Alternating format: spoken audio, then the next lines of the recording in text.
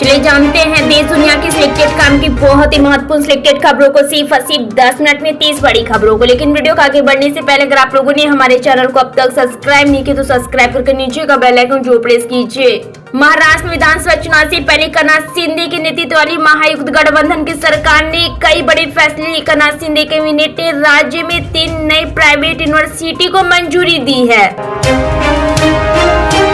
प्रधानमंत्री नरेंद्र मोदी ने आसियान भारत और पूर्वी एशिया शिखर सम्मेलन में हिस्सा लेने के लिए लाओस पहुंचे हैं।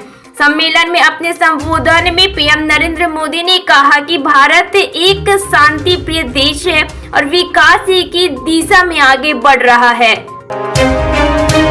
आम आदमी पार्टी आप सरकार ने राष्ट्रीय राजधानी में विधानसभा चुनावों से पहले वार्षिक विधायक स्थानीय क्षेत्र विकास निधि को 10 करोड़ रुपए से बढ़ाकर 15 करोड़ रुपए कर दिया। मुख्यमंत्री आतिशी ने दावा किया है कि दिल्ली में विधायक निधि देश में सबसे अधिक है।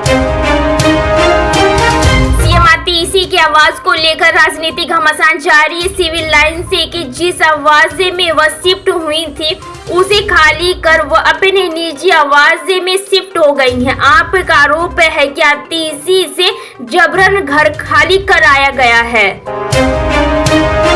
हरियाणा में बीजेपी ने सरकार बनाने के लिए स्पष्ट बहुमत हासिल कर लिया है। 90 सीटों वाले राज्य में बीजेपी ने 48 सीटें जीती है, जबकि कांग्रेस 47 सीटें ही जीत सकी। और जहां कांग्रेस हार के कारणों की समीक्षा कर रही है, वही बीजेपी की जीत के कई कारण हो सकते हैं, लेकिन एक बड़ा कारण लोक लुभावक वादे हैं। गुजरात सरकार ने रतन टाटा के सम्मान में बृहस्पतिवार को एक दिवसीय राजकीय शोक की घोषणा की। रतन टाटा का बुधवार रात मुंबई में निधन हो गया था। राज्य सरकार की ओर से जारी अधिसूचना के अनुसार बृहस्पतिवार को गुजरात में सरकारी भवनों पर राष्ट्रीय ध्वज आधा झुका रहेगा और दिन भर कोई आधिकारिक कार्यक्रम नहीं होगा। अंतर्राष्ट्रीय सीमा पर सुरक्षा को मजबूत करने के उद्देश्य से पंजाब के मुख्यमंत्री भगवत सिंह मान ने अंतर्राष्ट्रीय सीमा पर कटीले तारों और सीमा चौकियों की सुरक्षा के लिए 176.29 करोड़ रुपए की लागत वाले बाढ़ प्रबंधन परियोजनाओं को हरी झंडी दे दी।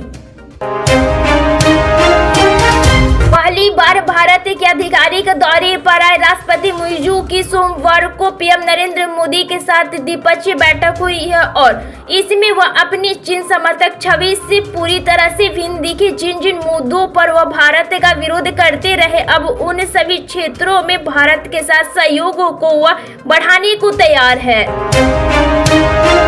हरियाणा चुनाव 2024 में भाजपा और कांग्रेस के बीच कांटे की टक्कर देखने को मिली। भाजपा को 48 सीटों के साथ 39.94% मत मिले, जबकि कांग्रेस को 47 सीटों के साथ 39.9% मत मिले। भाजपा को कांग्रेस से मात्र 0.85% अधिक मत मिले, लेकिन यही 0.85% मतों की कमी कांग्रेस को सत्ता से दूर ले गई। इस बार भाजपा ने तीसरी बार सरकार बनाई है। प्रधानमंत्री नरेंद्र मोदी को आसियान भारत और पूर्वी एशिया शिखर सम्मेलनों में भाग लेने तथा इन समूहों के देशों के साथ संबंधों को और प्रगाढ़ बनाने के लिए 2 दिवसीय यात्रा पर लाओ पहुंचे। प्रधानमंत्री नरेंद्र मोदी ने कहा कि भारत आसियान की दोस्ती, सामान्य संवाद और सहयोग ऐसे समय में बहुत महत्वपूर्ण है जब दुनिया के कई देश संघर्ष और तनाव का सामना कर रहे हैं। गृह मंत्री अमित शाह ने कहा है कि नरेंद्र मोदी सरकार के खिलाफ पिछले 10 साल में भ्रष्टाचार का एक भी आरोप नहीं लगा। इतना ही नहीं, नीतिगत निर्णय लेने में जो शिथिलता थी उसे भी समाप्त किया और भारत को 5 कमजोर अर्थव्यवस्थाओं से बाहर निकालते हुए एक आकर्षक स्थान में बदला गया। महाराष्ट्र विधानसभा चुनाव से पहले शिंदे सरकार की कैबिनेट ने बड़ा फैसला लिया है। गुरुवार को सीएम एकनाथ शिंदे के नेतृत्व में कैबिनेट की बैठक हुई है। इस बैठक में कुल 16 बड़े फैसले लिए गए हैं, जिनमें महाराष्ट्र में मदरसों में पढ़ाने वाले शिक्षकों को अब से ज्यादा वेतन देने के प्रस्ताव पर मुहर लगाई गई है और मदरसों में शिक्षकों के वेतन में बढ़ोतरी की गई। इसके साथ ही अन्य पिछड़े वर्ग की क्रीमी लेयर की सीमा 8 लाख रुपए से बढ़ाकर 15 लाख रुपए करने का प्रस्ताव पर भी पारित किया गया। राजस्थान के मुख्यमंत्री भजनलाल शर्मा ने कहा है कि जयपुर में प्रस्तावित rising Rajasthan global investment summit से उद्योगों को एक नई दिशा मिलेगी।